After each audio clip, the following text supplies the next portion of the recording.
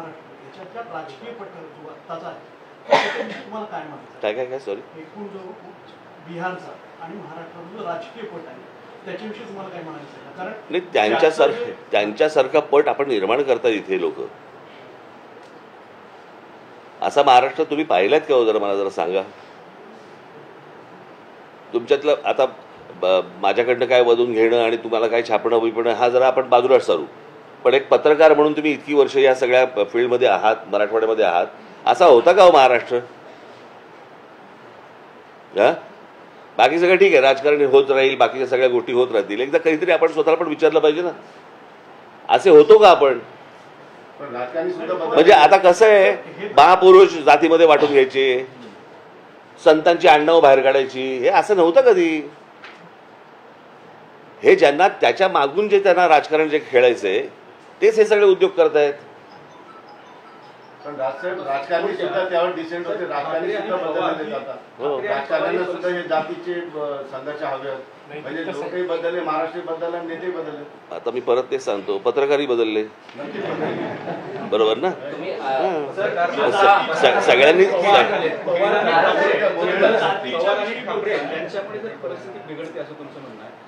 शिंदे असतील, फडणवीस असतील किंवा अजित पवार असतील, यांची नेमकी भूमिका काय आहे? हे बघा, मी तुम्हाला एक गोष्ट सांगू का, या सगळ्या याच्यामध्ये सगळ्यांनीच या जातीचे समीकरण ह्याच्या अगोदर आखली, पण हे ज्या प्रकारचे तीव्रपणे जे विष घालवत आहेत असं. मी तुम्हाला एक अजित पवारांबद्दल एक गोष्ट तुम्हाला सांगतो. हे ज्या वेळेला शरद पवार ज्या वेळेला बरोबर होते ते बरोबर, आणि पवारांचं हे सगळं राजकारण सुरू होतं ना जेव्हा, बरोबर, ते जेम्स लेन बिम्सलेन, मी तुम्हाला नक्की खात्रीलायक सांगतो, अजित पवार कधी जातीच्या राजकारणामध्ये कधी पडले नाहीत, एवढं निश्चित.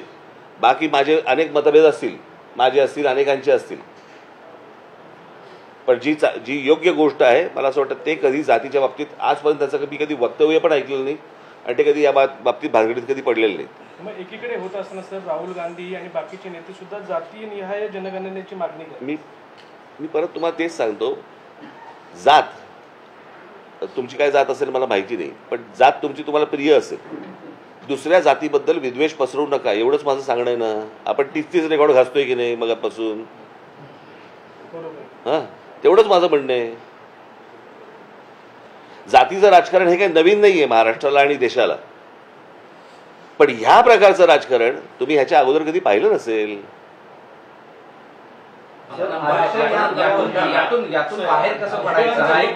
असं म्हटलं की तुम्ही आंतरवलीला गेल्यानंतर तिथे तुम्ही त्यांना सांगितलं होतं.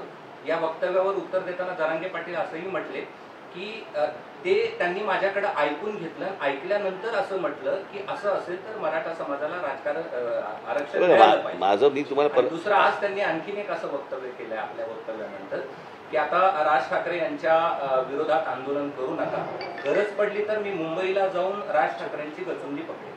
गचुंडी? अच्छा, हे त्यांचे शब्द आहेत का तुम्ही कोणी भरले? त्यांचे शब्द. अच्छा, मग मी त्यांच्याशी भेटल्यावरती बोलीन त्यांच्याशी. एक मिनिट, पहिली गोष्ट मला पूर्ण तर करू देत रे. एकाने एक प्रश्न विचारल्यावरती लगेच दुसरा काय प्रश्न विचारत आहे? हा, त्याच्यात ते काय बोलले? मुळात पहिली गोष्ट लक्षात घ्या, हे काही त्यांनी पाठवलेली माणसं नव्हती, बरोबर आहे. आणि कोण माणसं होती हे मी तुम्हाला मगाशी सांगितलं ना. आपण का परत तेच बोलतोय? मी बसलोय म्हणून तेच विचारताय का तुम्ही?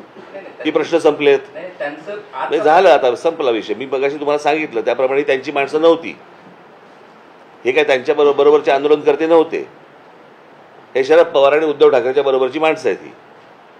त्याच्याबद्दल काय बोलायचं मगाशी बोललोय मी. सर, अशा परिस्थितीमध्ये आता आपण पुढे जायचं कसं? कारण हे जर त्यांचा जर बघू आता, कट आहे किंवा या सगळ्या जाती द्वेष तुम्ही प्रयत्न आहे, तुम्ही सगळे चांगले पत्रकार आहात असं मी समजतो. तुम्ही सांगितलं पाहिजे सर. संपूर्ण बांगलादेश याच्यामध्ये हिंसाचार झाला, हिंदूंच्या घरावरती तिकडे अटॅक होत आहे, ते जर शरण आले भारतात तर त्यांना तुमचा पाठिंबा असेल? कोणाला? त्याने काय सगळ्या जगाची काय गोष्टी आपण व्हायच्यात का? त्यांचं त्यांना बघू देत ना. लढा असेल, जातीचा लढा, 1-2 मिनिटं नाही, पुढे या सगळ्यांचा शेवट कसा बघताय तुम्ही महाराष्ट्रात? बघू आता, सगळ्यांनी एकत्र येऊन नीट पुढे नेलं पाहिजे. तर आपण बघतोय यावेळेस राज ठाकरे हे माध्यमांसोबत संवाद साधत होते. अजित पवार यांनी जातीचं राजकारण कधीच केलं नाही असं यावेळेस राज ठाकरे यांनी म्हटलेलं आहे. याशिवाय काल बीडमध्ये राज ठाकरे यांच्या ताफ्यावर जो हल्ला झाला होता या संदर्भात देखील राज ठाकरे यांनी भाष्य केलेलं आहे.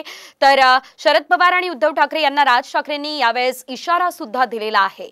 माझं मोहोळ उठलं तर महागात पडेल असं राज ठाकरे यावेळेस म्हणालेले आहेत. माझ्या वाट्याला कोणी जाऊ नका असंही त्यांनी म्हटलेलं आहे. तुमच्याकडे प्रस्थापित माझ्याकडे विस्थापित असं त्यांचं म्हणणं आहे.